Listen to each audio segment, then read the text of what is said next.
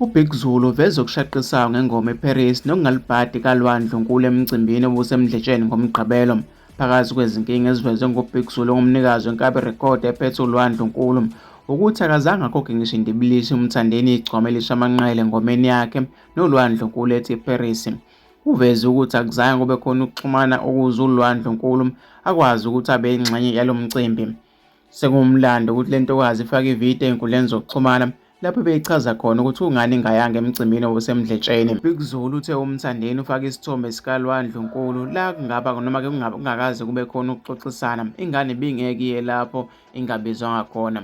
Ukuba-ke beyihlangabezene nenkinga ibizothi beyaphi, liyaya yini iciko lapho lingabhukhwanga khona. Eqhubeka uBigzul uthe le nto-ke beyingekho mayelana nemali kuphela, kodwa-ke bekumele-ke kuxoxiswane. Singamaciko kuyaye kube khona-ke ukwenzelelana favors, kuya ngokuthi-ke iciko limatasa kangakanani ngaleso sikhathi. Yize-ke kunjalo kuba khona ukuxoxisana, umuntu akacele lokhu nalokhu esho. Uthi-ke okwakhe kwaba-ke ukuwahlanganisa nje kuphela noLwah, kodwa-ke uma esebona ukuthi ingoma seyinkulu akasamdingi, kulungile-ke nalokho. Wengeze ngokuthi-ke uyaziqhenya ngokuba noma uyaziqhenya ngokubona iciko lasenkabi rekhodi likhula ngale ndlela, likwazi-ke nokufeza amaphupho alo ngokuzimela kulo mcimbi. Bekuboshelwe uDJ Teru, uJaiva Zemnike, Impezi Emnyama, uShwi noMtekalo, Thukzini.